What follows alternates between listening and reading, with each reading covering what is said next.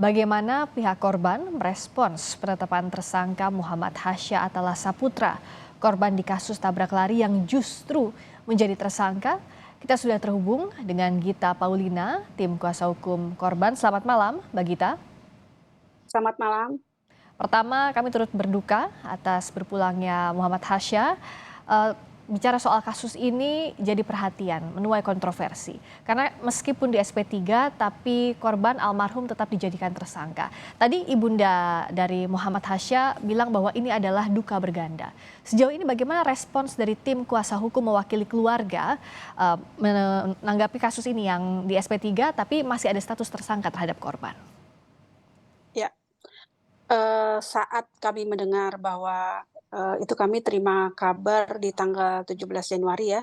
Hmm. Jadi keluarga itu terima surat itu di sore hari, sempat saya bilang, "Bu, ini kayak saya nggak jelas maksudnya Aha. apa, tolong diulang." Lalu, ketika akhirnya kami baca bahwa tersangkanya itu adalah, Hasya, Mhm. yang kami tahu bersama selama ini memang tidak pernah ada status tersangka, tidak ada status, tahapan bahwa si Hasya ini atau kasus Hasya ini sudah masuk di mana, masuk tahapan untuk bisa menyatakan ada tindak pidana Oke. atau atau sudah masuk pada tahapan, penyidikan. Nah, Mhm. tentunya buat keluarga saat itu, keluarga saya sempat telepon-teleponan dan ya histeris ya, Ya. keluarga histeris dan, komentar ibunya, "Mbak, ini saya bagaikan anak saya meninggal 2 kali, dukanya berlipat ganda." Mhm. Kalau ditanya bahwa, bagaimana kami sebagai kuasa hukum, tentunya kami kembali mendudukan hukum yang ada seperti apa sih Ya. seharusnya. Oke. Ya kan, untuk penetapan tersangka ini dan, kami sangat prihatin ya, Baik. bagaimana proses dan bagaimana penanganan polisi Ya. terkait kasus Mhm. Hasya ini. Oke. Kalau sekarang kan SP3 artinya kasus dihentikan otomatis juga sudah, dicabut status tersangkanya. Tapi, izinkan kami bertanya, waktu itu saat ditetapkan sebagai tersangka, pasal apa yang dikenakan, Mbak Gita? Jadi gini, SP3 itu kan kami teringat tanggal 17, itu Ya. dinyatakan bahwa Hasya sebagai tersangka sudah meninggal, maka kasus dihentikan Mhm. di pasal 310 ayat 4, Undang-Undang Lalu Lintas. Oke. Itu kelalaian berarti ya, Mbak Gita ya? Kelalaian ya. Mhm. Kelalaian saat, berkendara dan mengakibatkan hilangnya nyawa.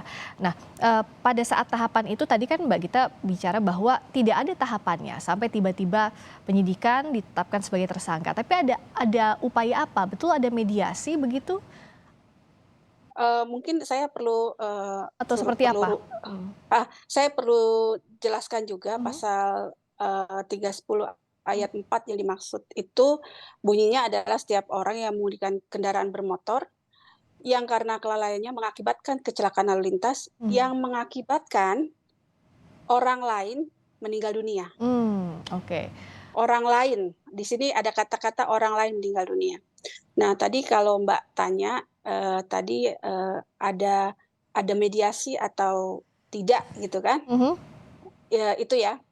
Betul? Jadi, saya tidak tahu apa itu disebut mediasi atau bukan, ya kan. Memang di November akhir atau Desember akhir, keluarga itu dipertemukan ya, tidak dipertemukan dengan terduga pelaku ya, Ya.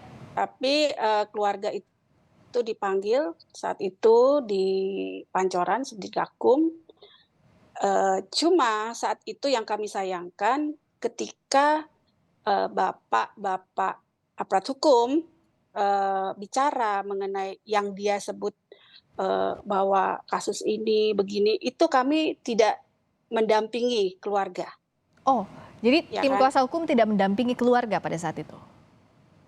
Iya, padahal kami saat itu ada di, tempat yang sama. Mmm. Jadi, eee, kami dipisahkan bahwa kami disuruh nunggu di luar Mhm. dan bahkan kemudian saya tahu juga di dalam, itu cuma ada bapaknya dan ibunya Hasya, kemudian posisi pintu juga dikunci, gitu Hmm, kan. oke. Kami sebenarnya tidak tahu apa yang diomongkan di sana, dan yang, saya juga heran kok kami sebagai kuasa hukum sudah jelas datang bersama, saya rasa klien kami juga ada hak-haknya yang harus kami lindungi, ya kan, karena Ya, mereka kan orang-orang yang, buta hukum ya, makanya ya. mereka butuh kami untuk mendampingi. Nah, kemudian ada satu polisi yang, saya ingat mau masuk ke dalam atau keluar saya lupa dari situ, saya tanya, eee, "Pak maaf, kami nih kuasa hukumnya, kok kami nggak boleh masuk ya?" Mhm. Nah, saat itu Pak polisi itu bilang gini, eee, "Mbak, biarkan aja dulu, mereka ini lagi curhat, Oh, menumpahkan, perasaan mereka, menumpahkan jadi biarkan dulu, kasih waktu." Nah, tiba-tiba, ya oke kita kita berusaha lah ya untuk percaya mhm. kata-kata, Bapak itu, kita diam, duduk, nah tiba-tiba kemudian si ibu keluar dan ke arah saya, dia menangis bilang bahwa, "Mbak, katanya kasusnya Hasya, lemah, Mmm, tidak bisa diteruskan," dan, eee, gitulah pokoknya. mmm, Jadi, mereka menangis ya, ibu iya, menangis dan saat itu kejadian akhirnya kami kemudian masuk bersama-sama ke, dalam oke. ruangan tersebut gitu, dan di situ kami lihat Mmm, banyak lebih dari 3 mmm, orang, ada mungkin 4 atau 5 orang mmm, polisi yang mmm. sepertinya bicara dengan keluarga gitu, Baik. seperti itu. Mbak Gita, tadi soal unsur dalam pasalnya apakah ditanyakan? Karena ada unsur yang tadi menyebabkan orang lain meninggal dunia padahal ini Hasyanya sendiri yang korban tapi ditetapkan sebagai tersangka. Nah, setelah ini apa langkah hukum berikutnya? Masih adakah meskipun kasusnya sudah SP3 ada langkah hukum lain yang akan ditempuh oleh tim kuasa hukum dan juga pihak keluarga?